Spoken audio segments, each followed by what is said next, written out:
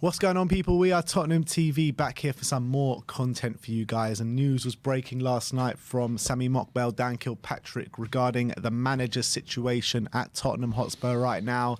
And all I could think to myself last night was, oh, here we go again. Here we go again. Rinse and repeat once again. We haven't got that far just yet, but we do have some updates from Dan Kilpatrick on Antonio Conte. And the update is Daniel Levy and Fabio Paratici must now decide if it's worth the expense and hassle to persevere with Antonio Conte. If he is to agree a new deal, Conte is understood to want a significant pay rise of his 15 million annual salary. Conte is refusing to commit to Spurs beyond the end of the season, a position which appeared to incentivise his players last term, but is now fostering uncertainty, impacting the team's miserable form and the club's plans in the transfer market. If he is to see through a Tottenham rebuild, Conte must sign a long-term contract and starting to show genuine commitment rather than acting as though he is doing the club a favour. If he stays, Conte would need to compromise on some transfer targets, but should also accept that he is at a top club with a talented squad and unrivaled infrastructure where success is possible without consistently outspending rivals. Sami Mokbel says Antonio Conte's position as manager is increasingly uncertain, with the club's worrying form emerging as a key factor in deciding the Italian's long-term future. There is an understanding between Tottenham and Conte that it would be self-defeating to activate the extension if their visions of the club are not aligned.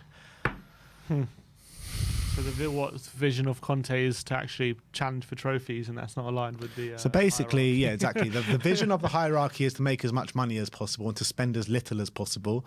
And Antonio Conte's vision is for the club to be successful on the pitch, and that is not aligned. Apparently, look, when it comes to Antonio Conte and the club, it's a vicious loop that we're in. Conte knows that we need major investment, especially in the back line, if we're going to challenge for the top teams, even for top four at this stage, but especially for a title. And he won't accept basically that going forward, that he's not going to have those tools at hand if he's going to challenge, and he will leave in the summer. But Spurs won't pull the trigger. It seems as though even if he does commit, it seems as though they're not going to pull the trigger. I don't know what the hierarchy are planning to do right now.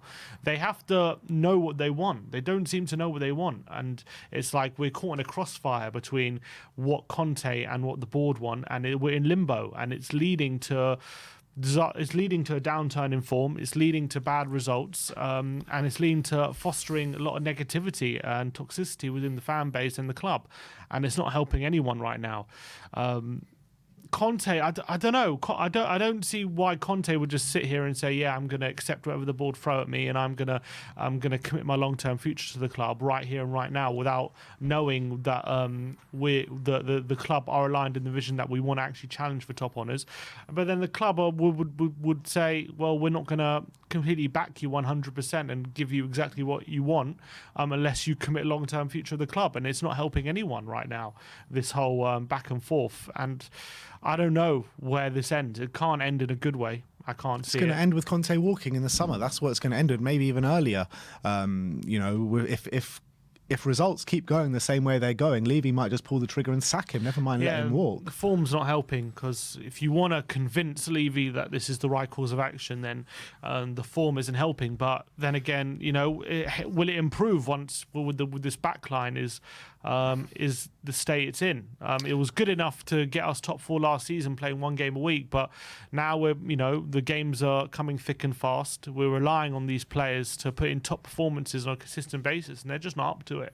But the board and Daniel Levy knew exactly what he was getting into when he brought Antonio Conte to this club, and if he didn't, then that's a complete oversight if I've ever seen one. But surely he knew what he was getting into. Surely he knew that this squad needed to be invested in. Pochettino told him, and Mourinho told him. So what, he thought Conte would just come in and just be completely happy with what he's got, with a couple of signings here and there, and be able to go out there and get top four consistently. I know he got it last year, but we got lucky last year, let's be honest, with everything that fell in our favour. Arsenal crumbling at the end as well, which fell in our favour. And Conte's done an unbelievable job last year, but he needs help. He needs help. He came out at the end of the season, or everything that was coming out at the end of the season, saying he needed to improve on this defence. He needed centre-backs. He needed wing-backs. They didn't help him enough. And we're in this situation where we've got Champions League football. We're in the FA Cup as well. We're playing more or less 2 times a week, apart from the odd week where we play 1 game a week. And we don't have a big enough squad to compete with it. And this is the situation we're in. I can see why Antonio Conte is not signing on the dotted line. And if I was him, I probably wouldn't either.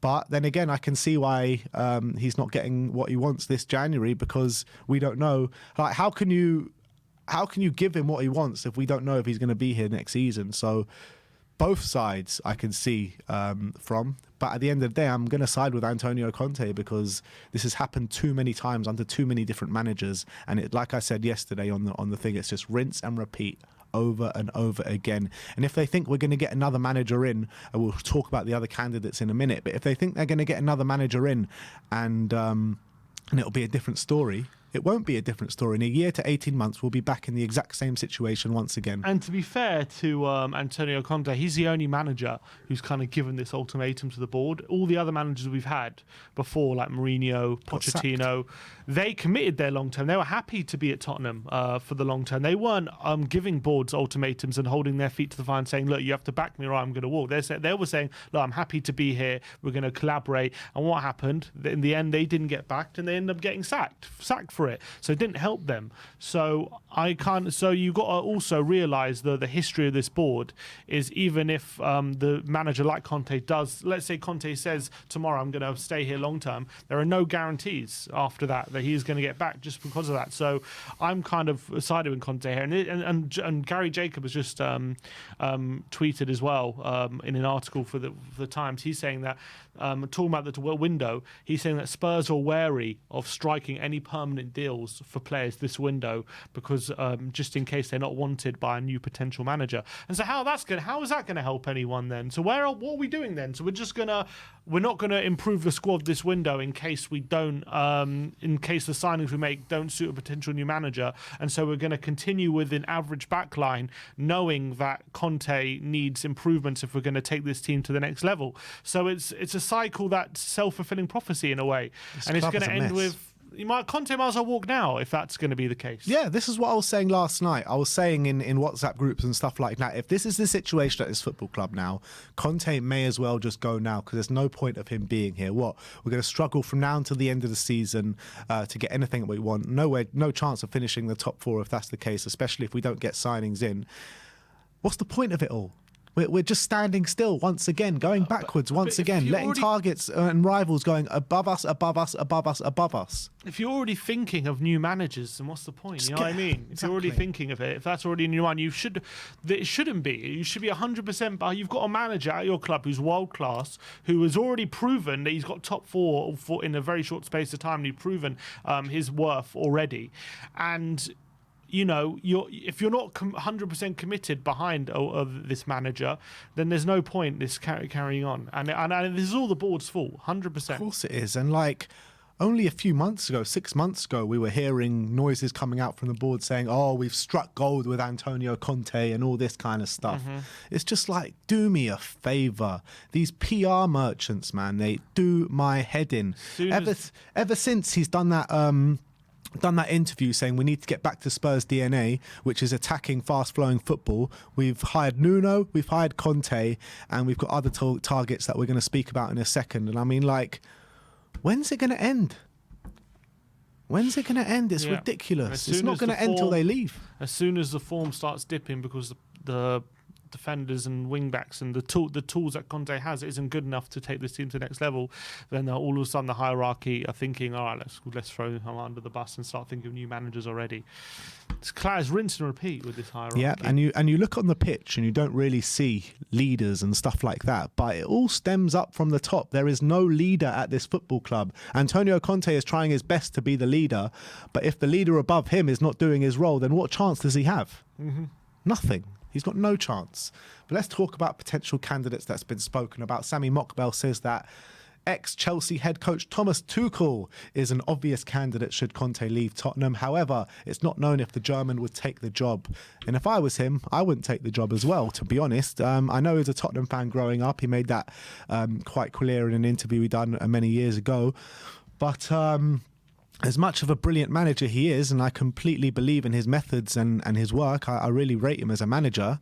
First of all, is this what we do now? Is we just go for Chelsea, guys that have been sacked by Chelsea? Is that all we do now with Jose Mourinho, Andres Villas-Boas, Conte, and now Thomas Tuchel? And second of all, what's going to change bringing in Tuchel and having Antonio Conte? Like I said, we'll be in the exact same situation in 18 months' time, and there's literally no point to this. Obviously, I love Tuchel. I think he's a great manager, but if he plays back three like he did majority of his time at Chelsea, what's he going to want? Is he going to stick with Dyer? Is he going to stick with Davis? Is he going to stick with Sanchez? Is he going to stick with Emerson? Is he going to stick with Doherty? Is he going to just make them suddenly better players? Or is he going to say, no, I want to spend 100 million or 200 million on all these positions? And if that's the case, then you might as well give it to Antonio Conte. Why bring in a new manager and to do it? Look, I think if we were to get Tuchel after Conte, I mean, there are definitely worse options than him, and I think he would be lucky to have a manager as good as him come through the door if Conte was to leave. But if I was Tuchel, I would really seriously consider whether taking this kind of job, because you've seen Mourinho and Conte just come in and be very quickly shipped out, potentially anyway, if Conte leaves.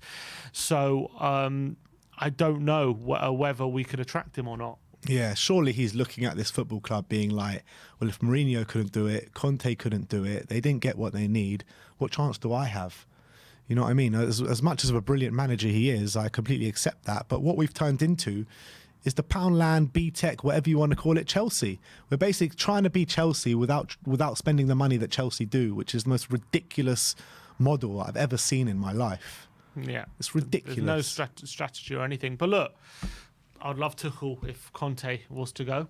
He would probably be first on my list, but I'm not holding my breath. And the other target is Maurizio Pochettino, the Mail, saying that whether the Tottenham hierarchy would be open to Pochettino returning to the club is uncertain. But Dan Kilpatrick says that a reunion with Pochettino as a manager is a possibility. Levy and Poch remain on amicable terms and have stayed in touch since the Argentine was sacked in November 2019. And the more and more I think about it, the more I think that a manager like Poch, like a long-term project manager, is the only way for this club to go. We need to scrap this trying to be like Chelsea, B-Tech, Poundland Chelsea, and we need to go back to what we were back in 2016 and just get young players in long-term, get a young manager in with a big philosophy of free-flowing attacking football, and we see where we go from there. I mean, that's what this club seemed to be most suited to, and just hope that the long-term investments pay off. And they did under Pochettino the first time round. We got, obviously, we struck gold with people like Kane and Dele Alli, but obviously investments like Eriksen and Alderweireld and Vertonghen really did pay off back then. And now, I think if we do re-sign Pochettino, you have to accept people like Kane moving on. I don't think he's going to stick around for another Pochettino rebuild. I think Son's future might be called into question as well. I think you'd have to major surgery to this squad for Pochettino in the summer. I don't think as well he needs a back line which is much more aggressive and quick than the one we have now. Obviously we got players coming through, maybe he could help with that, but he's going to need those kind of things. The thing is with a Poch, the thing is with a Poch backline, I think that what we have right now, we have Spence, who I think Poch can get probably quite a lot out of. Adoji coming in next season. Romero there. I feel like we only need one centre back really to complete a back four for Poch. Yeah, but I think, you know, when you talk about Spence and Adoji, very young players, 21, and Adoji's 19, 20. These are very young, like at least with Walker and Rose, they were already in their mid-20s. They were like he brought them on a lot, but they were like more established Premier League players. These are young players who are going to take time. So you have to accept probably if you're not going to put major investment towards Pochettino and you're going to hope for young players, then there's going to be some suffering for sure. There's going to be some suffering, and if you had dreams of competing for things under Conte, I think it's going to take a lot more time under Pochettino to get back to the place where he was competing for things. And I think you're going to have to be probably dropping out the Champions League for a couple of years before we start competing again. Yeah, I completely agree with that, and I've kind of put that in my mind already, and the way things are going, we ain't getting in the Champions League for next season with Conte anyway, unless he gets back. So we may as well go for the painful rebuild and suffer for a few years. You saw how it's helped Arsenal and how valuable it's been for Arsenal. Look how they suffered. 2 8th place finishes and a 5th place finish, and now they're top of the league by 8 points. So I think it's just something that we're going to have to do. It's whether the fans and the club will have patience for that. You know what I mean? I don't think the fans have a choice. Yeah, but I don't want to see us struggling to get top 4 next season, and then people start saying, "Oh, it's not good." Because right now we're 5th. We could easily be there next season, right? Are people gonna be more encouraged now than they, next season they are now? You know what I mean? The board all based around getting Champions League football. Are they not going to get itchy fingers if we're 6th or 7th? And not looking like getting top 4? Are they going to be like, well, this isn't working? Board need to get to reality. They need to get to reality, and they need to realise where they've left this football club. We're in a spot where we were, mixing it with the big boys, mixing it at the top of the league, getting to Champions League finals, and all we needed was investment year on year. Not crazy investment, just 1 or 2 players just to supplement their squad, to keep refreshing things. They failed to do that. They didn't give Poch any signings. They haven't backed any manager to what they need since him. So the board need to take a reality check and see where we're actually at. What did Ali Gold say? A lot of members of the board feel like they're not doing anything wrong. Mate, how? I mean, what? How can you look at forget? I mean, obviously they did a lot wrong in the Pochettino era, but putting that aside, because obviously we got a lot better during that era.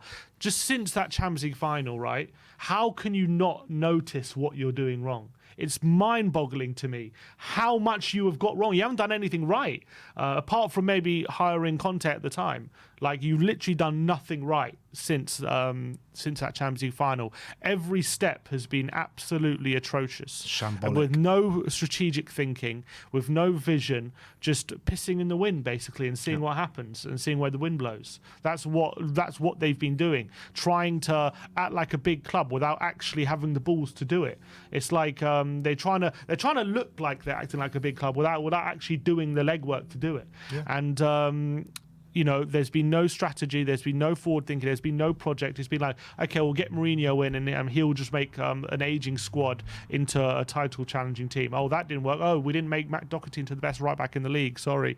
We didn't make Joe Rodon into a world class centre back. I guess we'll just sack him. We said 3 months looking for a manager. It's not that they didn't have time. They said 3 months looking for a manager, then went for Nuno.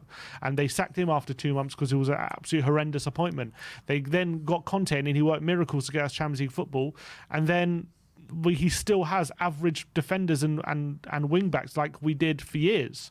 We haven't refreshed those positions anywhere near enough compared to what we're competing with. So I don't understand how they don't see what they're doing wrong. How does Levy consistently get these managers through the door, the Contes, the Jose Mourinhos, when it's so clear to everyone inside the football club, everyone outside the football club, where their hopes lie? All it is getting top 4. I mean, he must just lie through his teeth in every meeting that he has and getting a potential manager in, because when you walk through the doors of that football club, it gives the illusion of being one of the biggest football clubs in the world, with that football stadium, with that multi-purpose stadium, with all the infrastructure building around it and the plans, with the training ground.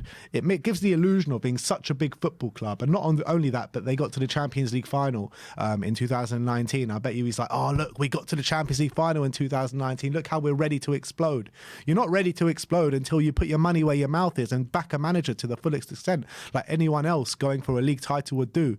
Anyone else, Arsenal have done it, Man City have done it. When Liverpool were winning leagues and Champions League, that's what they did to get there. It's just ridiculous the way they run this football club. It really is, and it does my head in. But I think that is all we have time for in terms of that situation. Antonio Conte's future is looking increasingly uncertain, with Thomas Tuchel and Maurizio Pochettino's name being bandied about. Let me know your thoughts on the topic in the conversation below. Thank you everyone for joining us today. Like, subscribe and comment. And as always, come on you Spurs.